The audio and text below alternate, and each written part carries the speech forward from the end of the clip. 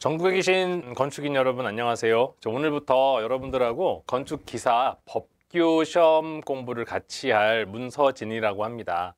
제가 그동안에 이제 학생 여러분들, 특히 이제 4학년이 되거나 3학년, 그 다음에 학원에서 건축기사를 준비하던 학생들과 그 다음에 실무에 계신 분들도 많이 이제 접하면서 쭉 강의를 같이 진행을 한 10여 년 넘게 했었습니다. 그러면서 제가 느꼈던 것들이 우리가 이제 굉장히 어려운 부분을 몰라서 모르는 것보다 쉬운 부분을 제대로 알지 못하고 이제 시험이라는 건축기사 자격증이라는 시험에 도전하다 보니까 굉장히 어려움에 봉착하는 경우를 많이 봤어요. 그래서 이제 본론에 들어가기 전에 제 제목을 한번 봐봐요.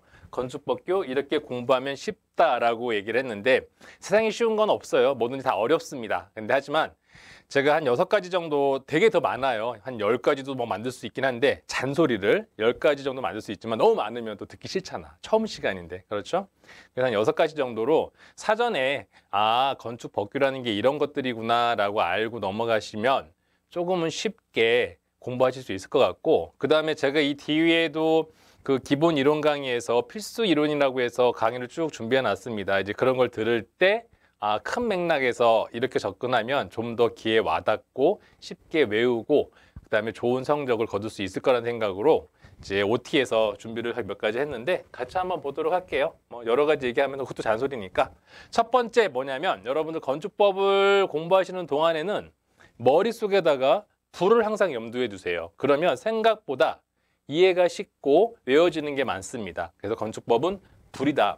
왜 그러냐면 자, 제 첫 번째 키워드로 만들어 놓은 게 건축법은 불이다라고 했는데 자, 이 불과 연관된 것들 한번 여러분들 이거 보셔도 괜찮지만 안 보았을 때 한번 생각해 보세요. 막 떠오르는 단어들이 있을 거예요. 불이 났을 때 도망가야 되잖아요. 그걸 우리는 피난이라고 해요. 피난. 피난할 때 계단을 통해서 가잖아요. 그럼 어떤 것들은 피난 계단이라고 합니다.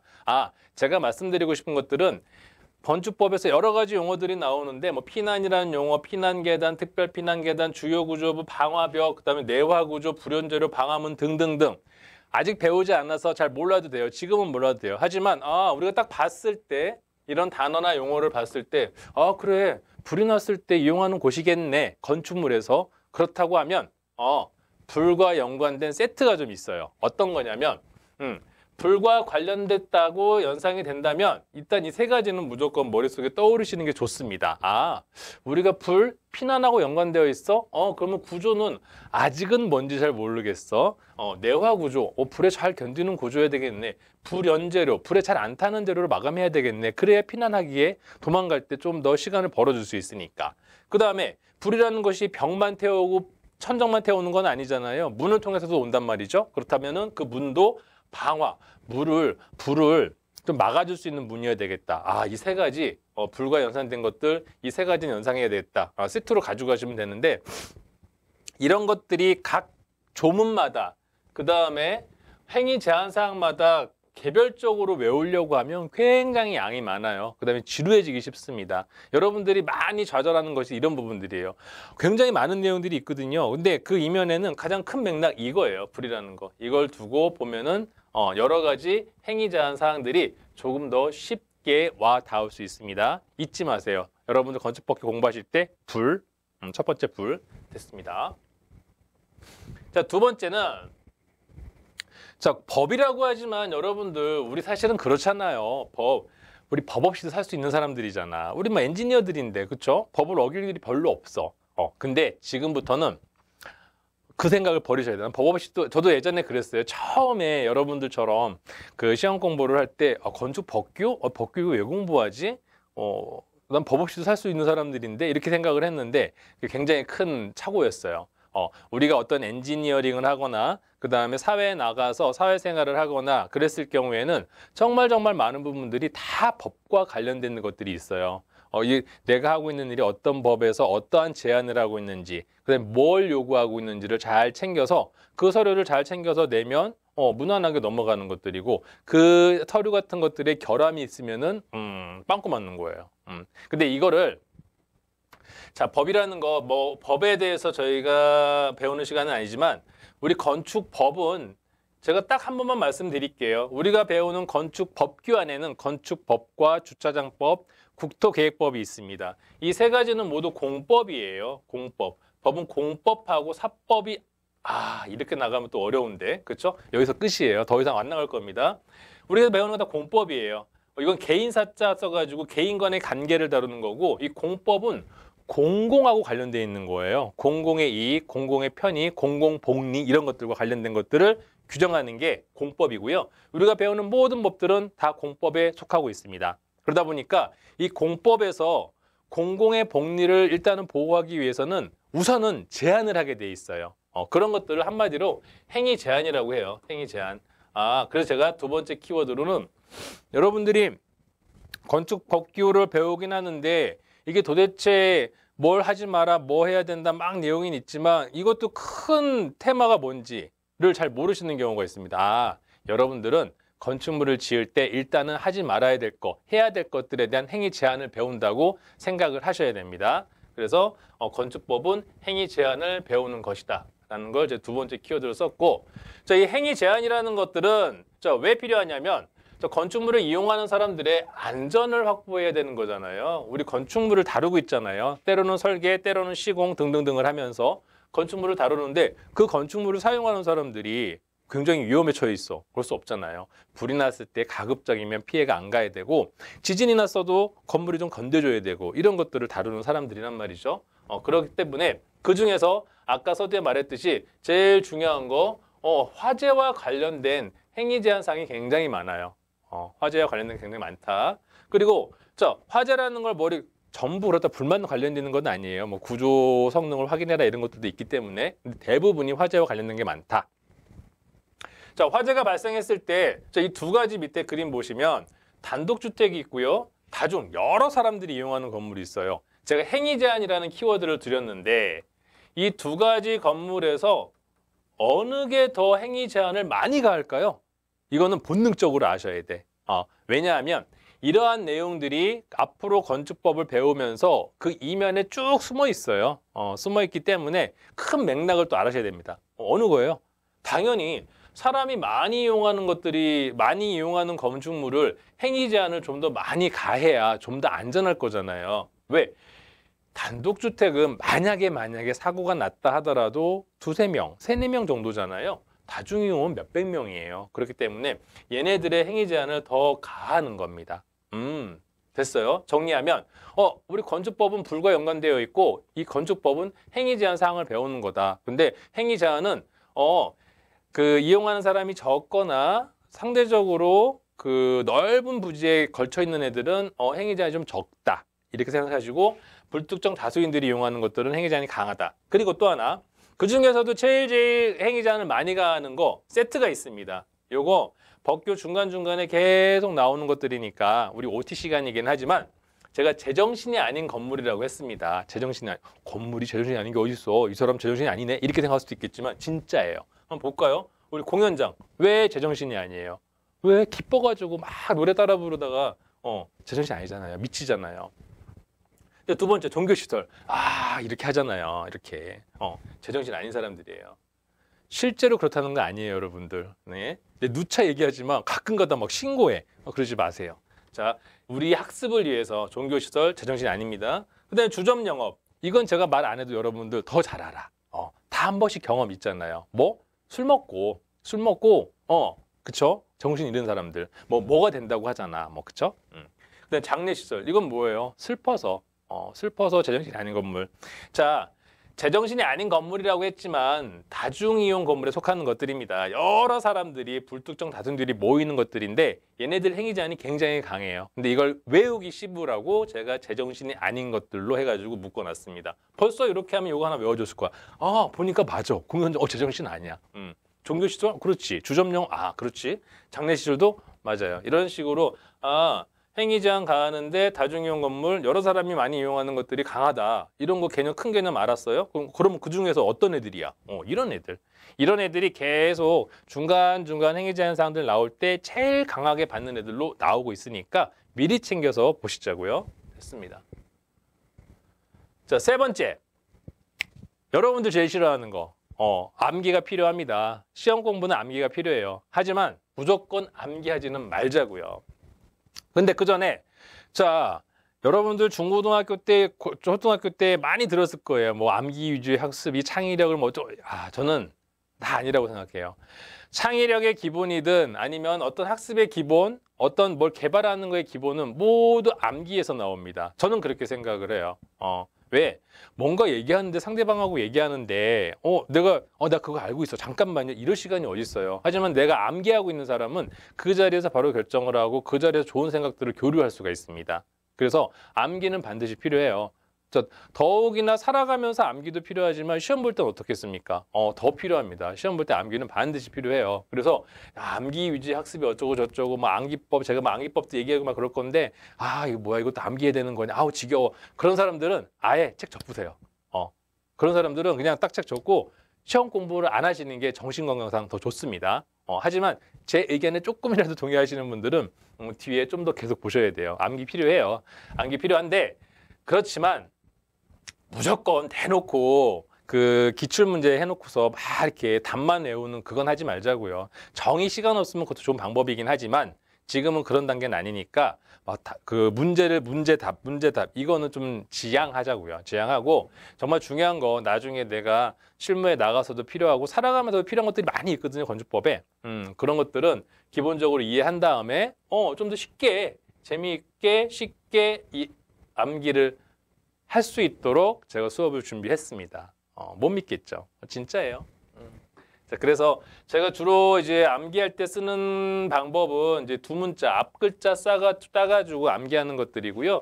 여기다가 좀 더 재미를 가하기 위해서 어떤 것들은 송으로 만들었어요. 우리 송이란 단어 아시잖아요. 송, 그죠? 노래, 노래. 뭐 노래가 안 되는 것도 있어. 하지만 두 문자 따가지고 중요하다.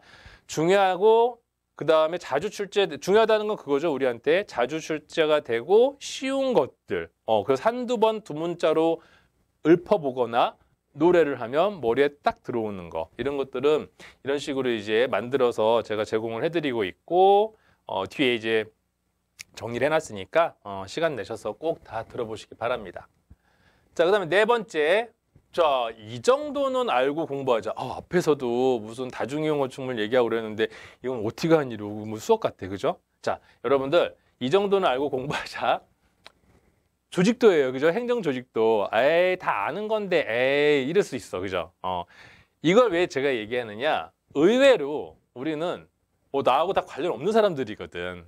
선하게 살다 보니까, 착하게 살다 보니까. 그래도 아셔야 됩니다. 대통령이 있고요. 그 밑에 국무총리가 있고 그 다음에 국토교통부가 있어요. 그렇죠? 우리 건축법은 자, 이 국토교통부를 뭐라고 하냐면 중앙행정기관이라고 합니다. 중앙자가 붙어요. 이 중앙자가 붙는 게 무슨 부가 들어가는 것들이 다 중앙행정기관이에요. 교육부, 국방부 이런 것들이 있잖아요. 기획재정부 이런 것들이 중앙행정기관이고 얘네들이 중앙자이기 때문에 얘네들이 어떤 정책을 만들거나 그러면 전 국토에 다 영향을 미치는 겁니다. 여하튼 전 국토. 자, 일단 국토교통부가 있고요. 자, 이걸 중앙행정기관이라고 합니다. 자, 그 밑에 광역자치단체가 있어요. 광역자치단체 대표적으로 특별시가 있죠, 그죠? 특별시, 광역시, 그 다음에 특별자치시, 특별자치도, 그 다음에 도가 있어요. 여기서 특별시 같은 경우에는 어디예요? 우리나라 하나밖에 없죠? 한 군데. 어디? 서울특별시가 있습니다. 그 다음에 광역시는 몇 개입니까? 6군데가 있죠? 우리나라에 인천광역시, 대전광역시, 광주광역시, 울산광역시, 대구광역시, 부산광역시. 참고로 막 이렇게 6개 있죠? 막 그러면 여러분들 우리 본능적으로 저거 외워야 되나? 이렇게 생각할 수 있지만 제가 뭐라고 써놨어요? 여기다가. 자, 시험에는 안 나오지만 여러분도 학습할 때 이해를 위해서 미리 알고 가시면 좀 편합니다. 그래서 말씀드리는 거예요. 외우지 마세요. 외워야 될 거 몇 개가 있지만 이런 건 외우지 않아. 이런 건 안 외워도 돼. 하여튼. 자, 그 다음에 특별자치시는 어디예요? 우리나라에 한 군데 있어요. 세종특별자치시 하나가 있고 그 다음에 특별자치도. 뭐예요? 특별자치도. 제주특별자치도. 근데 강원도하고 어딘가가 강원도하고 전북인가요? 거기가 이제 또 특별자치도로 바뀐다라고 하는데 그 아직은 뭐 시행은 안 되고 있으니까 2023년도 현재는 특별자치도 하나 제주특별자치도밖에 없습니다. 여기 이거 예정이에요. 이거 예정입니다. 예정. 지금은 아닙니다. 제가 막 더 써놓을까 하다가 헷갈릴 것 같아서 뺀다고 그랬는데 써놨네. 그죠? 이건 예정이에요.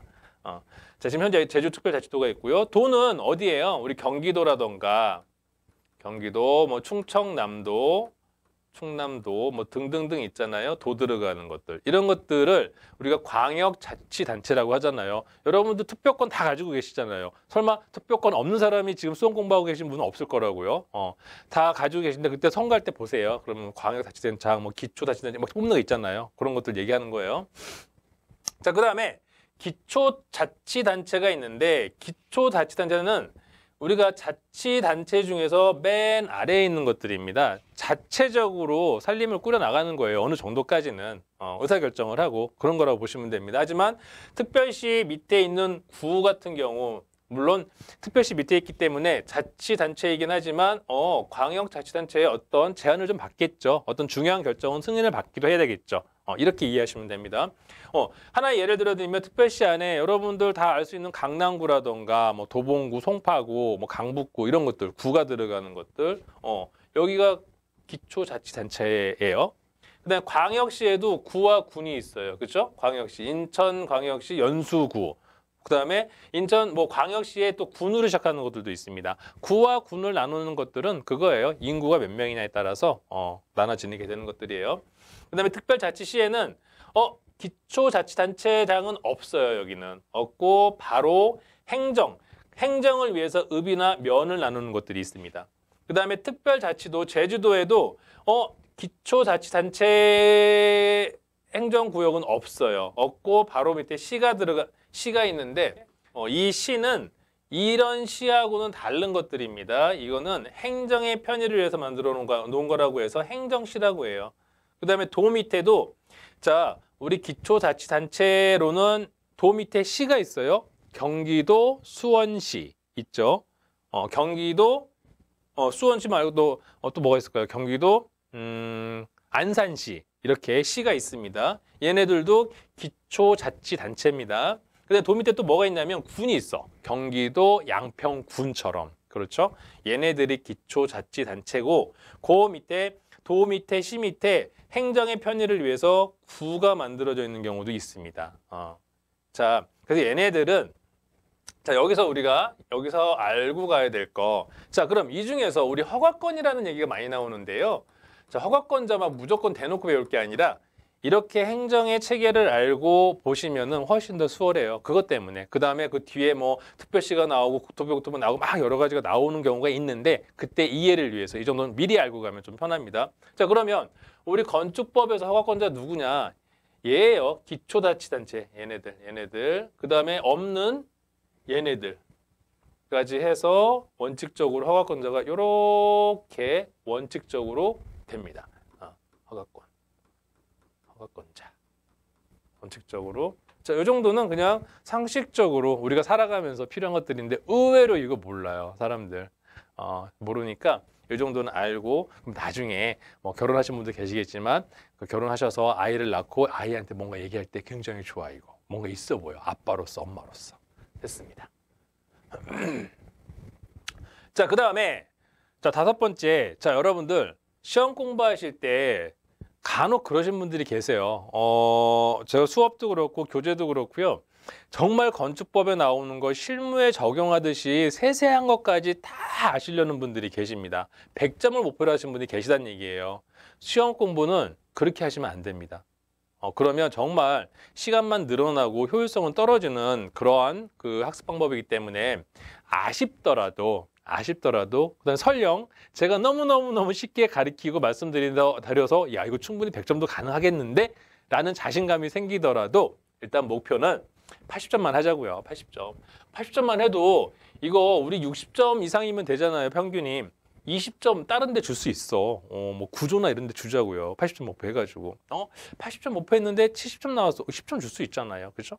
일단 말씀드린 100점 목표는 조금 과하다. 그렇죠? 자, 80점 목표로 해가지고 단기간에 마치겠다는 생각으로 임하자라는 거를 5번째로 뽑아냈습니다. 자, 그러기 위해서는 뭘 해야 되느냐? 버릴 건 버리자. 제가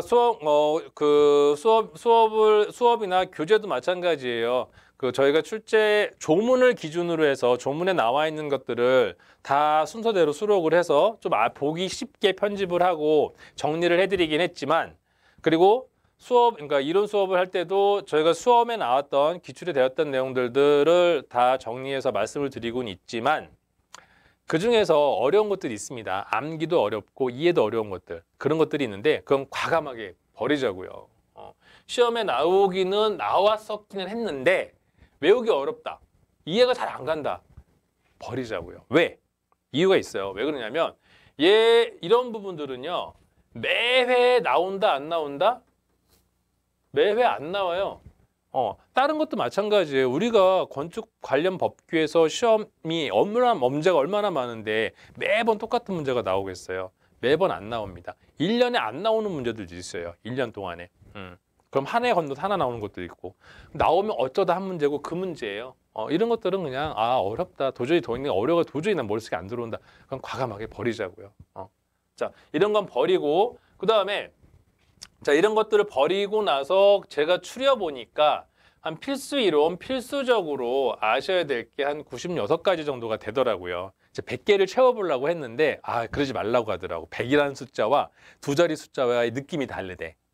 그래서 일단 96개로 정리를 했습니다. 최종적으로 96개. 자, 버릴 건 버리고요. 요 정도는 최종적으로 가져가시고, 요걸 가지고 아까 말씀드린 것처럼 암기법하고 암기법 적용할 수 있는 것들은 암기법 적용을 해서 그렇게 공부를 하자고요. 그 다음에 깊이 있는 공부, 지금 제가 강의하는 거를 봤더니 되게 쉽게 강의는 하는데 깊이는 좀 없는 것 같아요. 저는 그게 맞다고 봐요. 여러분들한테 이해를 잘 시켜드리고 이런 목표로 어떠한 우리 확실한 목표가 있잖아요. 그게 있다라고 하면은 우리가 건축법을 전공을 해서 건축법에 관련 박사 논문을 쓰려는 게 아니기 때문에 쉽고 재밌게 가는 게 좀 맞다고 봅니다. 그래서 뭐 깊이 있는 공부를 하고 싶다, 그건 나중에 저희 교재도 괜찮지만 이제 실무를 접하면서 그때그때 필요한 부분들 이렇게 보시면서 깊이 있게 공부를 하시면 좋을 것 같아요. 됐습니다. 자, 마지막 6번째인데요. 국토계획법부터 공부하자. 첫날 OT인데 국토계획법도 모르는 말 나왔어, 그죠? 이거 우리 법령 중에 나와 있는 것들의 하나인데요. 이거예요. 자, 제가 국토계획법부터 공부하자라고 제안을 드리는 것들은 보통은 이제 건축법부터 공부를 하세요. 일반적으로 그렇게 공부를 하시는데, 제가 아까 말씀드린 것처럼 수년 동안 경험을 해보니 국토계획법부터 간단하게 어떻게 관리가 되고 있는지를 본 다음에 건축법과 주차장법을 보면은 훨씬 내용이 좀 쉽습니다. 왜냐하면 이 건축법, 그러니까 국토계획법에서 나오는 게 용도 지역이라는 것들이 있는데, 이 용도 지역이 지금 모르셔도 돼요. 용도 지역이 건축법에서 계속 나오거든요. 근데 건축법에서는 이 용도 지역에 대해서 설명을 안 하고 있습니다. 안 하고 있어요. 그렇기 때문에 이거를 국토계획법을 먼저 간단하게 그 개념을 잡으시고, 다 안 하고 세부적으로 다 외우지 않으셔도 되지만 일단 개념을 잡으시고 보시는 게 낫지 않나, 그런 생각을 좀 해봅니다. 그래서 전체 국토 안에 우리가 다룰 대지 안에 건축법을 적용한 건축물이 있는 거예요. 그래서 더 상위 법령입니다. 그래서 국토계획법, 정시간이 없다, 그다음에 나 국토계획법은 버릴 거야, 이러신 분들, 학습 전략으로 그러신 분들 계실 거예요. 뭐 어렵다고 그러니까 주변에서. 하지만 안 어려워. 정말 쉬워. 저랑 하면 쉬워요. 그렇죠. 그 굉장히 큰 법을 재밌게 말씀드릴 거야. 그러니까 정말 시간이 없으신 분들은 이 국토계획법 첫 강은 하나 꼭 들으세요. 들으시면 거기에서 어떻게 구성되어 있구나, 용도 지역이 어디서 나오는구나, 이런 것들을 딱 감 잡고 갈 수가 있으니까요. 됐습니다. 자, 이렇게 해서 앞으로 이제 96개 정도를 필수 이론으로 해서 쭉 제가 설명을 드릴 거고, 그 이후에는 이제 기출 문제도 설명을 드릴 거예요. 그렇게 하시면 수험 공부하시고 준비하시는데 크게 지장이 없으실 것 같습니다. 자, OT는 이걸로 마치도록 하겠습니다.